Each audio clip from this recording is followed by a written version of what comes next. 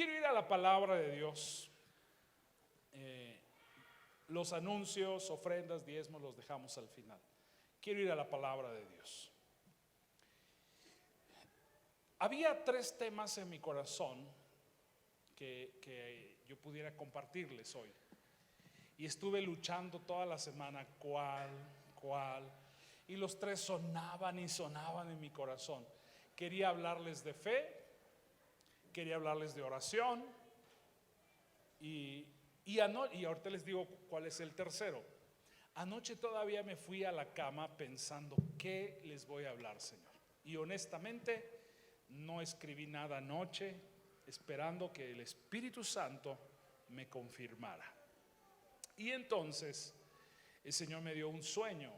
Dios me dio un sueño que quiero contárselos, porque de ahí desprendemos este tema que hoy quiero compartirles. Voy a hablarles, el tema de hoy es tiempos de guerra. ¿Cómo se llama el tema? Tiempos de guerra. Y se los voy a explicar hoy conforme a la Biblia. Tuve un sueño anoche, casi ya para amanecer, donde vi un terreno enorme y una reja aquí, una cerca de este lado.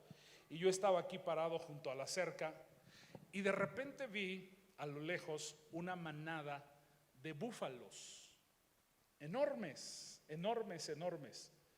No sé, ¿cuánto le gusta que mida un búfalo estando en pie del piso a donde está su cabeza? ¿Cuánto le gusta?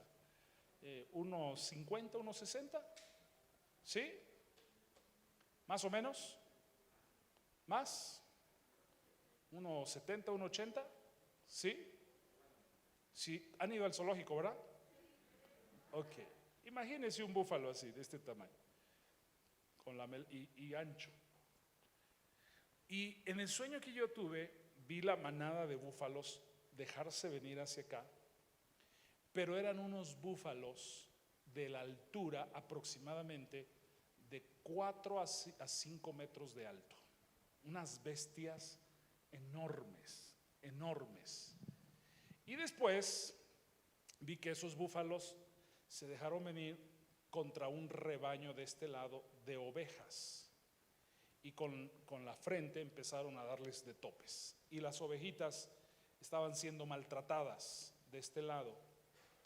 Entonces tomé una piedra y la aventé y le di en la cabeza al líder búfalo, al alfa. Le di una pedrada.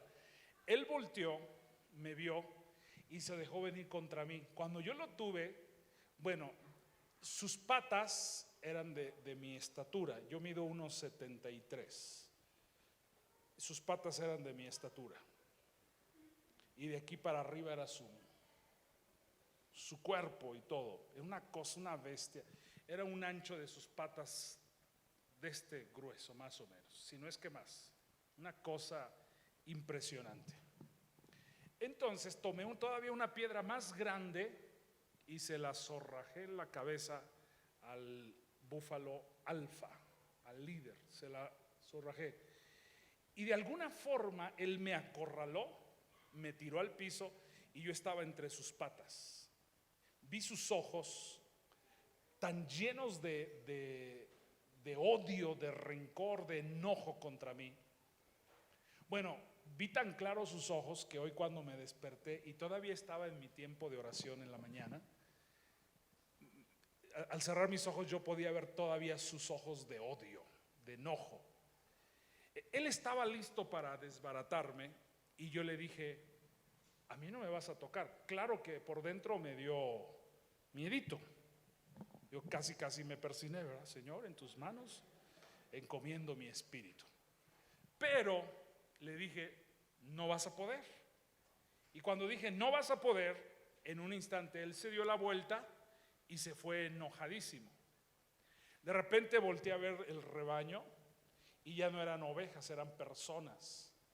Y una persona del rebaño me decía: ayúdame, porque tengo una infección, y me señalaba su mano. Tengo una infección que me está carcomiendo y me va a matar. Si tú no me ayudas, esta infección me va a matar, me va a dar gangrena y me va a matar, ayúdame.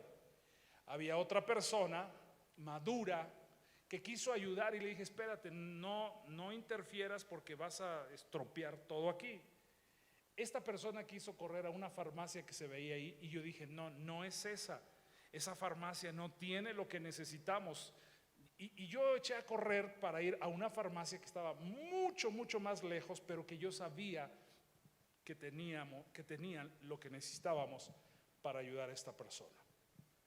Este sueño a mí me confirmó el mensaje que yo quería darles hoy. Estamos en tiempos de guerra. Este es un tiempo de guerra. Diga conmigo, este es un tiempo de guerra. En 2 de Samuel, capítulo 11, versículo 1 al 4. Vamos a leer, vamos a ponerlo en las pantallas. Si usted trae su Biblia, puede buscar. Ahora sí que no le digan, que no le cuenten. Todo lo que yo voy a hablar hoy lo vamos a sacar de la Biblia. Ahora lo vamos a estar poniendo en las pantallas para que ustedes puedan leerlo. Dice así: aconteció al año siguiente, en el tiempo en que salen los reyes a la guerra. Fíjese esa expresión, el tiempo que salen los reyes a la guerra. O sea que había tiempos de guerra. Que David envió a Joab y con él a sus siervos y a todo Israel, y destruyeron a los amonitas y sitiaron a Rabá. Pero David se quedó en Jerusalén. Ojo en eso. En tiempo de guerra, David no fue a la guerra. Él se quedó en Jerusalén. Y sucedió un día, al caer la tarde, que se levantó David de su cama o de su lecho y se paseaba sobre el terrado de la casa real, y vio desde el terrado a una mujer que se estaba bañando, la cual era muy hermosa. Ojo en esto. Versículo siguiente. Envió David a preguntar por aquella mujer y le dijeron: aquella es Betsabé, hija de Eliam, mujer de Urías Eteo. Ahora ponga atención al 4.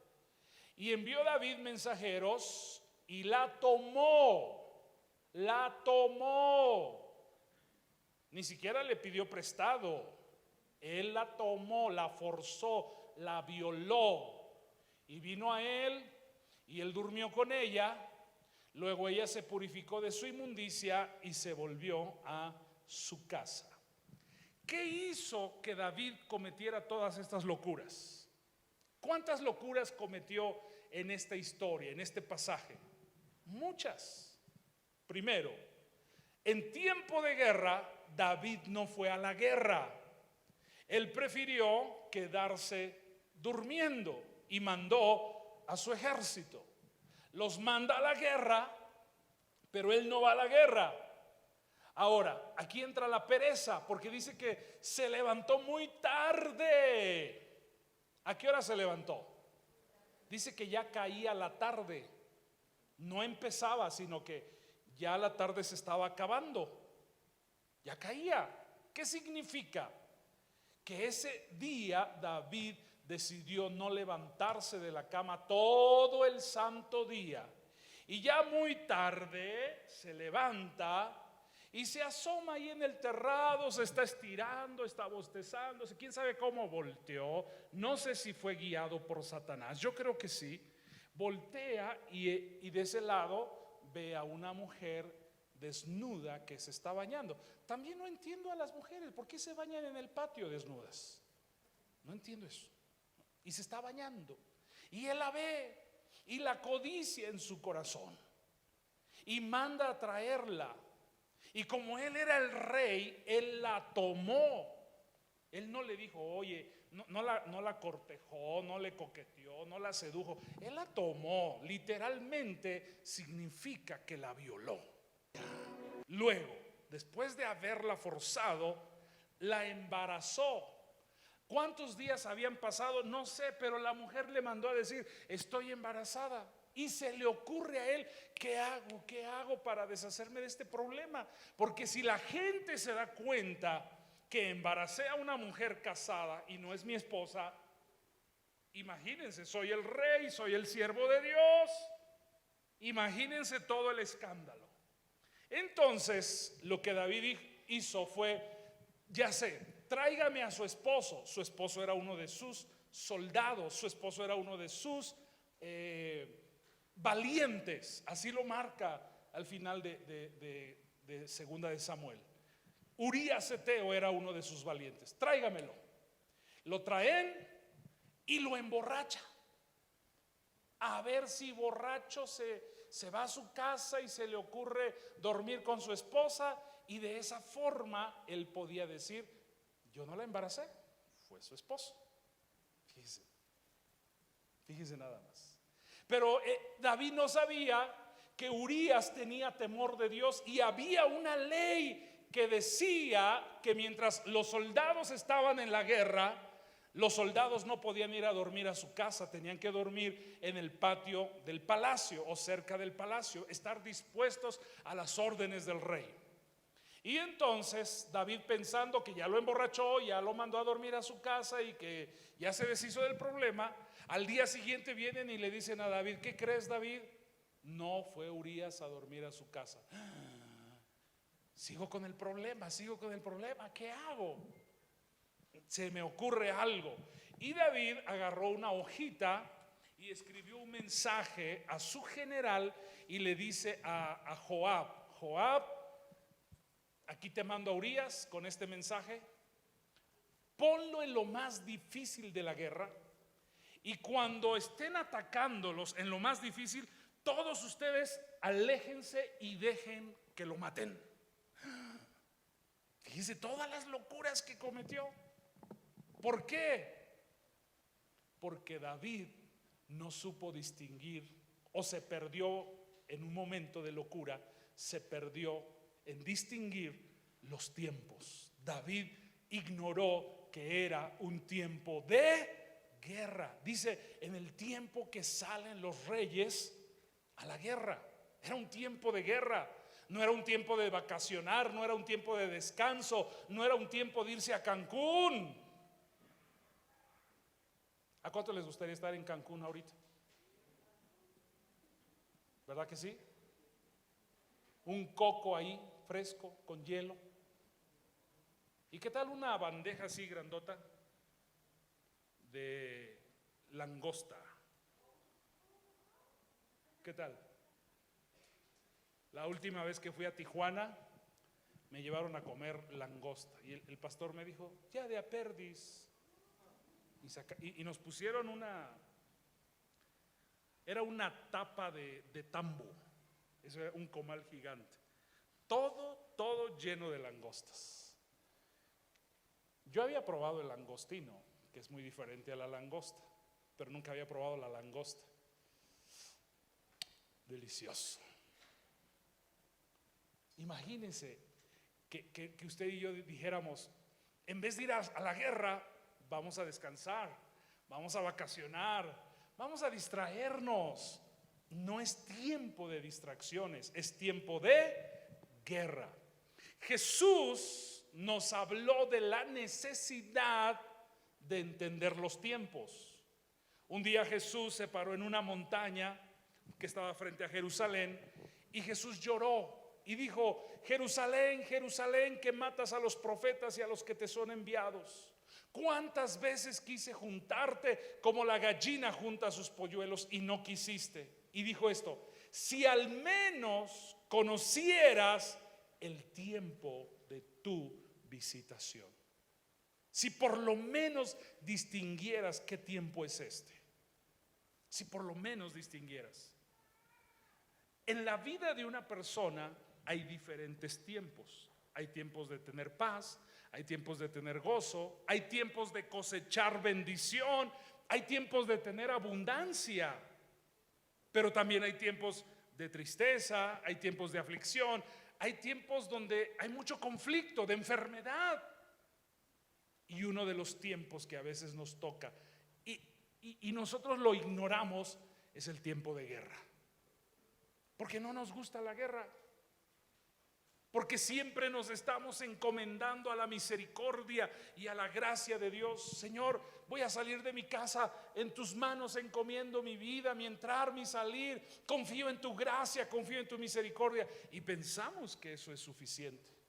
Y está bien, no es malo. no es malo. Pero si yo entiendo que estoy en tiempo de guerra, antes de ir a mi trabajo, antes de hacer lo que tengo que hacer, me levanto y desbarato los planes de Satanás que vengan contra mi vida. Estamos en medio de una guerra. Grite conmigo eso, por favor. Estamos en medio de una guerra. Y mucha gente ni cuenta se da, que estamos en medio de una guerra. Pero mire lo que dice el libro de Efesios capítulo 6 versículo 12, un pasaje muy conocido. Efesios 6, 12.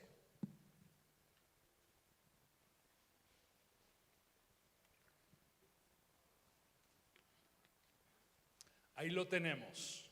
Dice: porque no tenemos lucha contra sangre y carne. Ojo en eso, iglesia. Mi guerra, mi lucha no es contra la sangre, no es contra la carne. Mi lucha no es contra el vecino, mi lucha no es contra mis hijos, mi lucha no es contra mi pariente, mi lucha no es contra el drogadicto, contra el alcohólico, contra la prostituta, mi lucha no es contra el brujo, contra el hechicero. Mi lucha no es contra carne ni sangre, dice ahí. Y nos da una idea cómo Satanás estructura todo su cuerpo de función. Dice: sino contra principados. Número 1, principados. Ups. Qué bárbaros.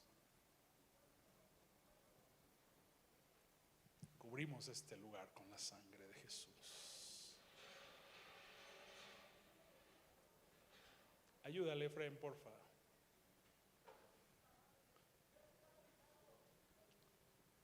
Cubrimos este lugar con la sangre de Jesús.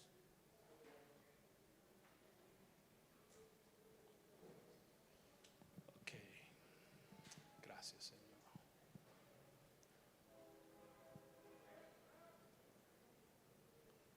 Gracias, Jesús. Tu sangre preciosa.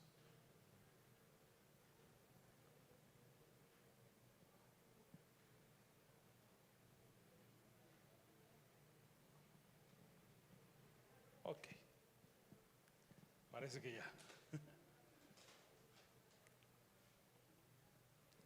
Se vienen picando desde allá y aquí se paró el otro y el blanco le pegó. Pero ya se fue el otro.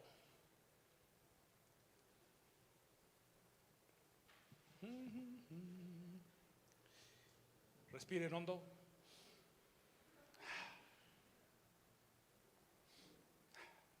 ¿Sí? Ok, sigo acá. Dice el pasaje que nuestra lucha no es contra carne y sangre, sino contra, número 1, principados. Número 2, potestades. Número 3, gobernadores de las tinieblas. Número 4, huestes espirituales. Y número 5, de maldades en las regiones celestes. Principados, potestades, gobernadores de las tinieblas, señores del mundo y malicias espirituales. Son 5. Esta es la jerarquía del diablo. Él pone estos espíritus para hacer guerra. Ahora, si yo entiendo, escuche esto por favor, si yo entiendo que mi guerra no es contra carne y sangre, ¿por qué quiero arreglar todo peleando contra carne y sangre? Ejemplos. Un día mi papá conoció a un señor aquí a unas calles, acá adelante, que era muy mañoso para hacer tranzas. Y el señor de alguna forma envolvió a mi papá y le dijo: te vendo unas llantas, tu carro necesita llantas, te vendo llantas, bla, bla, bla. El chiste es que mi papá aceptó, mi papá le dio el dinero para las llantas. Pasó una semana, no había llantas. 2 semanas, no había llantas. 3 semanas, no había llantas. 4 semanas, no había llantas. Y el señor siempre o la familia escudaba al señor diciendo: no está. Mi papá se fastidió Y un día mi papá habló conmigo y me dijo: ayúdame a orar, vamos a romper ese espíritu de robo que me quiere robar ese dinero. Ya no quiero las llantas, quiero el dinero. Y entonces empezamos a orar: espíritu de robo, devuelve ese dinero. Te ordenamos en el nombre de Jesús. Usamos las herramientas, usamos las armas que Dios nos ha dado, la sangre de Cristo, la palabra, el atar, el desatar, la alabanza, la adoración, la profecía. Tomamos autoridad y bueno, hicimos guerra. Y entonces, a los pocos días, mi papá iba llegando y lo ve y se estaciona frente a él. Él saca el dinero y se lo da. Ya, vete, no quiero nada contigo. Ya. Así de fácil. Porque nuestra lucha no es contra carne ni sangre. Hace años vino una persona a verme y me dijo: ora por mí, porque mi vecina me hace la vida imposible. Mi vecina barre todas las mañanas su espacio y me avienta la basura. A veces amanece acá un gato muerto, una rata muerta, basura, y todos los días es conflictiva conmigo.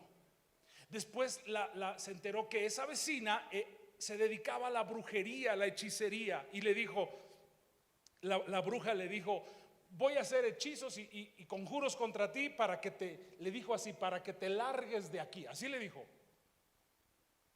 Y la hermana me dijo: ayúdeme a orar. Y empezamos a orar: espíritu de hechicería, fuera, sal, te vas. Quita tus garras de este problema, quita tus garras de esta situación. A los pocos días, de alguna forma, se dan cuenta que ella tenía un problema jurídico y quien tuvo que salir corriendo fue ella. Pudiera mencionarles muchos casos similares. Muchos casos semejantes, cuestiones de salud, cuestiones de dinero, cuestiones de familias, bueno, hasta casos de hijos que han estado hundidos en drogadicción, en alcoholismo, y hemos entrado a la guerra espiritual y se liberan, porque el pasaje es muy claro, dice: no tenemos lucha contra carne ni sangre. Diga conmigo: mi lucha no es contra carne ni sangre. Entonces deja de pelear con tu esposa, deja de pelear con tu esposo, deja de pelear con tus hijos, deja de pelear con el patrón injusto, deja de pelear con la gente. Yo no estoy diciendo que seas un dejado o alguien que no defiende sus derechos. Defiende tus derechos hasta donde tú puedas. Pero enfócate en una guerra espiritual. Porque yo no voy a andar batallando con la gente. Ya me di cuenta que no logro mucho. Podemos hacer una huelga, un meeting, una manifestación y no se logra nada. No recuerdo cuándo fue, pero hace 2, 3 años, 4 años, se juntaron todos los cristianos de la zona conurbana junto con los del Distrito Federal e hicieron una manifestación enorme. Y con esta manifestación se pretendía acabar con el homosexualismo y todo lo que está atacando a la familia. Y qué padre que el pueblo de Dios se pudo unir. Pero el problema está. El problema sigue. Ahí está el problema. Yo no estoy diciendo que no nos unamos. Debemos seguir uniéndonos. Yo estoy de acuerdo en eso. Yo estoy de acuerdo que nos unamos en buscar a Dios, en adorar a Dios. Pero debemos entender que no hemos logrado nada. No se ha logrado nada. Nuestra lucha no es contra carne ni sangre. No es contra ellos. No pelees contra ellos. Ve a donde realmente está la guerra. Efesios capítulo 2, versículo 2 dice específicamente dónde es la raíz de la guerra, dónde es la raíz de los problemas. Efesios 2:2. Vamos a leer desde el 1, por favor. Versículo 1 y versículo 2.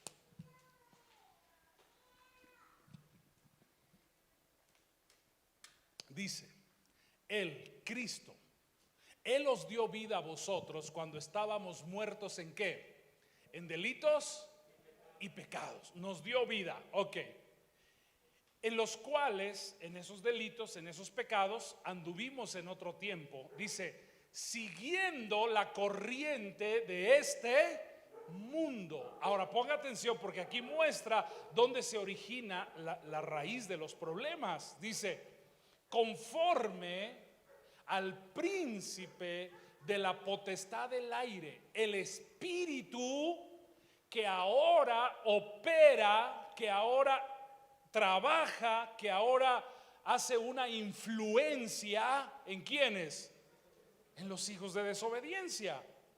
Entonces, ¿por qué la gente quiere ser injusta con nosotros? Porque hay un espíritu ahí en su mente diciéndole, maltrátalo, o no le pagues, o róbale, o quítale, o persíguelo, o critícalo, o murmura. Hay una influencia en la mente. Si algún familiar te está haciendo la vida complicada, ve a la raíz del problema. Deja de pelear contra el familiar. Allí está la raíz. Divisiones, pleitos, divorcio. ¿Por qué tantos divorcios? ¿Por qué tantos divorcios? Porque quieren solucionar la indiferencia, la incompatibilidad de caracteres. Quieren solucionarlo peleando con la carne. Ve a la raíz. Yo supe de un testimonio donde un matrimonio estaba tan agresiva la cosa que ya los dos se pegaban, los dos se peleaban a golpes, los dos.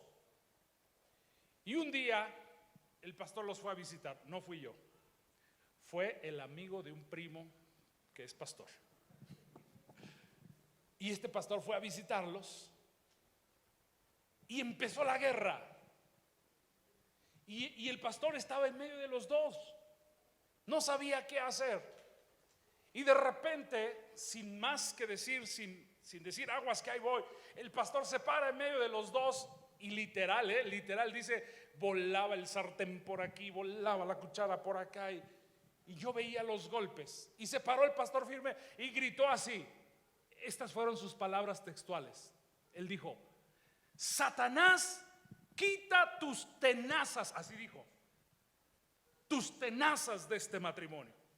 Los dos cayeron al piso. En el poder del Espíritu, los dos caen al piso y se levantan. ¿Qué pasó? El pastor les explicó que llevaba mucho tiempo en un choque de esa magnitud. Fíjese nada más. ¿Qué hubiera pasado si desde un principio van a la guerra espiritual? Pelea contra el espíritu de divorcio. Yo no sé si de repente les ha tocado que se dan, o más bien se dan cuenta que en una temporada empieza a haber tanto conflicto en el matrimonio, tanto conflicto, y todo es pelea, y todo es pelea, y todo es pelea, y todo es pelea, desacuerdos. Yo considero que hay dos causas ahí. Uno, la primera causa de esa temporada complicada en un matrimonio es ese espíritu que está dando esa influencia. Y la segunda causa es que ambos están perdiendo su relación con Dios. Entonces, ¿qué hacemos? ¿Qué hacemos? Yo he peleado a veces a favor de mi matrimonio en esas épocas. Y empiezo así, literal, yo me paro y ordeno. Espíritus de pleitos, de iras, de contiendas, de disensiones, de división, de divorcio, fuera de mi matrimonio. Y peleo a favor de mi matrimonio. Y de repente entra la bonanza, entra la paz. ¿Por qué? Porque si estamos perdiendo nuestra relación con Dios, es más fácil que un demonio pueda venir y meter una influencia. ¿Cómo decía el versículo? ¿Cómo decía? No me lo quiten, por favor, ahí déjenlo tantito. Dice, el espíritu del aire que opera en los hijos, esa palabra opera es trabaja en los hijos de desobediencia. Y no solo está hablando de los pecadores, está hablando de los que desobedecen, la palabra de Dios. Ese espíritu está trabajando. A veces se desata un poder demoníaco todos los días. ¿Saben ustedes que Satanás todos los días hace un plan para destruir a la gente? Todos los días. Es más, mientras tú estás durmiendo, él está haciendo una estrategia. Y él está pensando, ahora que él se levante, voy a hacer esto y voy a hacer esto y le voy a poner el pie y se va a tropezar y al tropezarse le va a pasar esto y esto y esto y esto y esto. Si tú te levantas y te vas a tu trabajo y empiezas tus actividades del día sin haber desbaratado esos planes del diablo van a progresar. ¿Qué dice Juan 10:10? La primera parte. Juan 10:10. Aguánteme unos minutitos, casi voy a acabar. Traigo mucho material hoy, solo voy a darles este punto. Estamos en medio de una guerra. Diga conmigo, estamos en medio de una guerra. ¿Tienen calor? No, solo yo lo siento entonces, estoy sudando. Ok, este es un pasaje muy conocido. Dice, el ladrón, son palabras de Jesús, el ladrón no viene sino para ¿qué? Robar, que es hurtar, matar y destruir. Este es el enfoque de Satanás. Él es el ladrón. Él viene a robar, él viene a matar, él viene a destruir. Y cuando roba, no roba solamente la economía o lo material. Satanás va a robar paz, Satanás va a robar gozo, Satanás va a robar felicidad, estabilidad en la familia, la salud. Destruye, puede destruir matrimonios, puede destruir el avance que tú hayas tenido en Dios, porque ese es su trabajo. Yo no sé si ustedes se han dado cuenta, últimamente mucha gente del medio cristiano está renunciando a la fe. Y no se tapan la boca en decirlo, lo anuncian públicamente. Gente que un día Dios los utilizó para componer canciones, para adorar a Dios, ahora se están declarando hasta homosexuales y están diciendo que renuncian a su fe cristiana.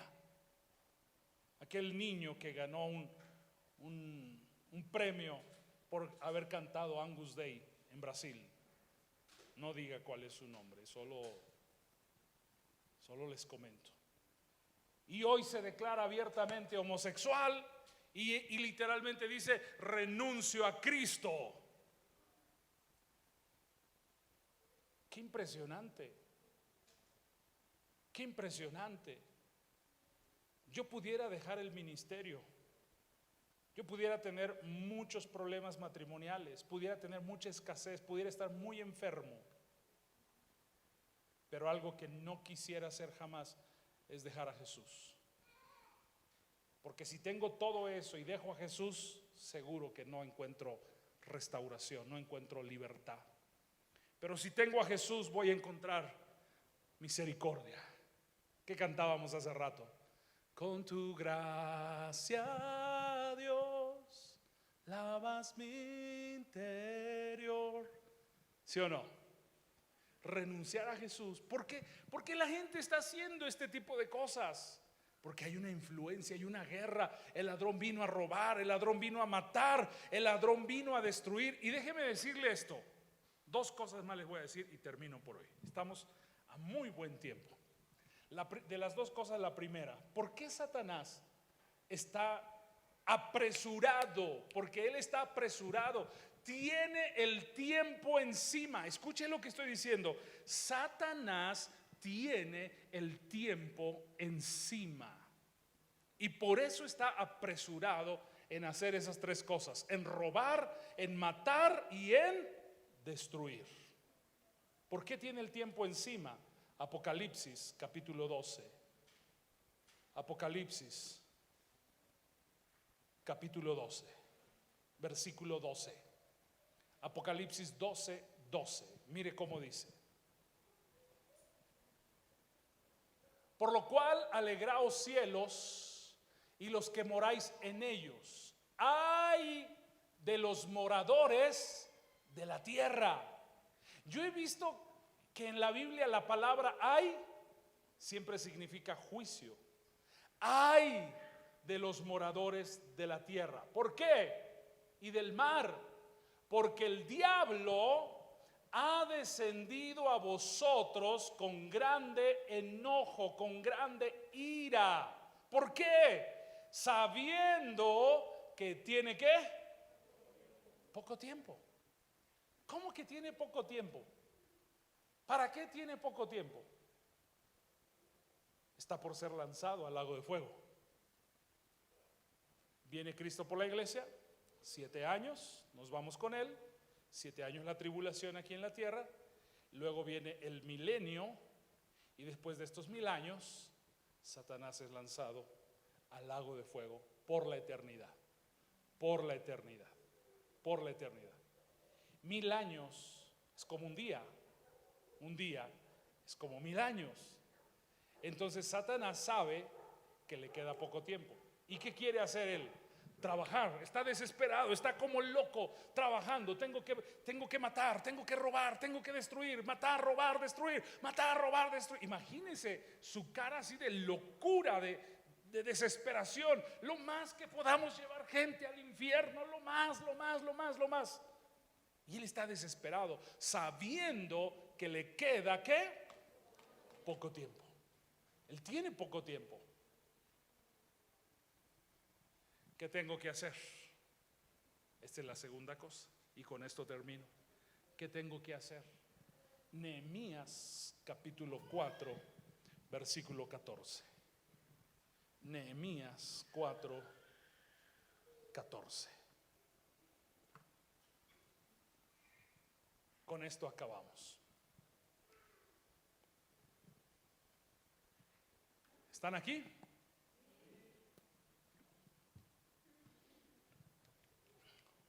Estamos en tiempo de guerra. Nehemías 4:14 dice: después miré y me levanté y dije a los nobles y a los oficiales y al resto del pueblo: no temáis delante de ellos. Acordaos del Señor grande y temible. Ahora vea lo que dice: pelead por vuestros hermanos, pelead por vuestros hijos, pelead por vuestras hijas, pelead por vuestras esposas y por vuestras casas. ¿Qué debo hacer? Levantarme. En la mañana Dios nos dio una palabra que era para los de la mañana. Aunque a veces parece que hacemos lo mismo en las reuniones, la administración o lo que Dios desata no es lo mismo. Cada reunión tiene un toque diferente. Y en la mañana el Señor nos dio una palabra aquí que decía: deja de autocompadecerte, deja de autocondolerte. Ay, pobrecito de mí. Ay, no tengo quien me ayude. Ay, no tengo quien me levante. Ay. Porque cuando tú te compadeces, cuando tú tomas esa actitud, Satanás se engancha. Y cuando él se engancha, está listo para matar, robar y destruir. Contrario a lo que Dios nos dice una y otra vez, vamos a encontrar que Dios nos dice: levántate, tú que duermes, levántate y te alumbrará la luz que es Cristo. Despierta, tú que estás entre los muertos, dice. Isaías dice: levántate y resplandece, porque ha venido tu luz y la gloria de Jehová ha nacido sobre ti.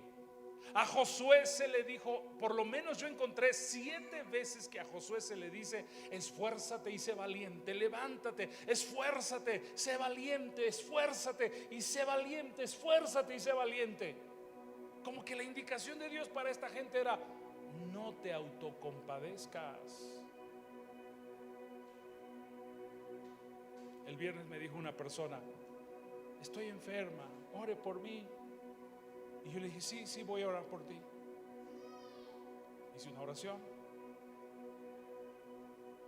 Y de esas veces como que uno reacciona un poquito, tiene un poco de luz. Me volteo y porque ya había soltado a la persona, me volteo y le digo, estamos orando por ti, pero eres tú la que tiene que librar esta batalla. Eres tú la que tienes que tomar esta victoria, porque tú eres la que estás pasando el problema. Yo oré por ti, pero te vas a quedar con eso. Y digo, qué bueno que podamos orar por la gente. Es nuestro trabajo, es nuestra responsabilidad de hermandad, de ser cristianos, orar los unos por los otros. Pero no podemos quedarnos. Yo no confiaría mi vida a la oración de otra persona. Yo diría, ayúdenme a orar, pero yo mismo me levantaría, yo mismo me esforzaría, yo mismo haría guerra, yo mismo, hasta que Dios haga el milagro. Yo no puedo confiar mi vida, no puedo confiar mi circunstancia a otras personas. Qué bueno, oren por mí, está bien, pero el que está padeciendo, el que está viviendo las cosas, soy yo. Y yo soy el que necesito el milagro. Yo soy el que necesito que Dios intervenga. Porque a veces suena bien fácil, hermanos, oren por mí, ¿verdad? Y me voy a mi casa, estoy viendo la tele, estoy distrayéndome, voy a pasear, voy a comer. Y mis circunstancias, los hermanos están orando por mí. Qué padre, sigan orando, hermanos, sí. Y puedo hasta mandar mi mensajito en WhatsApp, hermanos, oren por mí. Qué padre. Y sí, vamos a orar. Yo no me estoy negando a eso, pero no sé si me está agarrando la onda. No es tiempo de que yo esté confiando mi vida, mi circunstancia a otras personas. Es tiempo de levantarnos. Y me voy con este pasaje, Lucas 10:19. Con esto cerramos. Definitivamente cierro. Lucas 10:19. Porque te hablé de que estamos en una guerra. Te hablé de que Satanás está influenciando las mentes. Te hablé de que Satanás vino a robar, matar y destruir. Entonces muchos ya están pensando, ay, el diablo. Pero mira lo que Dios nos dice. Dice ahí, he aquí os doy ¿qué? Potestad de hollar serpientes, escorpiones, sobre toda fuerza del maligno o del enemigo, y nada te va a dañar. ¿Qué tenemos? Autoridad. Tenemos poder de Dios, tenemos autoridad de Dios. El diablo está vencido. Jesús lo venció en la cruz del Calvario. Lo cantamos hace rato. Toda autoridad, todo poder, todo dominio es de Jesús. Entonces el diablo está vencido. Él no está peleando contra Dios. Escuche, por favor, Satanás no está peleando contra Dios. No es rival para Dios. Satanás no es rival para Dios. Aquí la onda, el pleito es entre él y nosotros, los hijos de Dios. Dios mismo a veces nos empuja a la guerra para hacernos madurar, para hacernos crecer.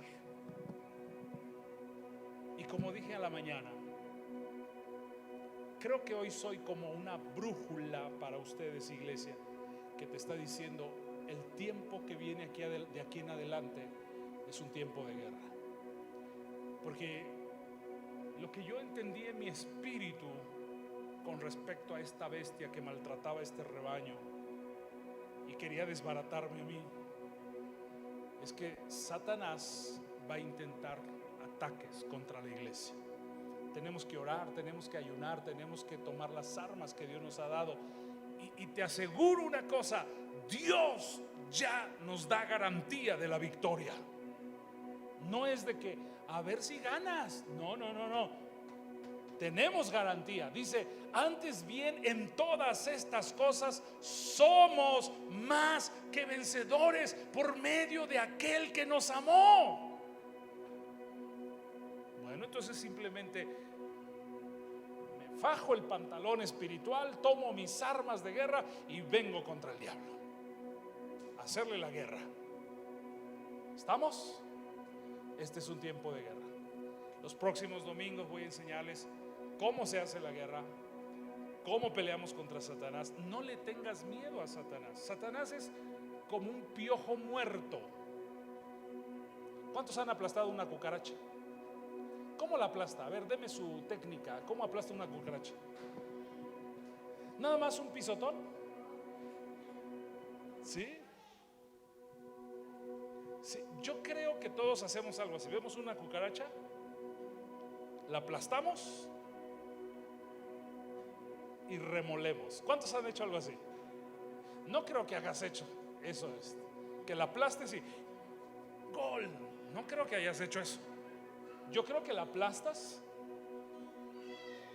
Me acordé de ese chiste que dice que una niña le pregunta a la mamá: ¿cómo nacen los niños?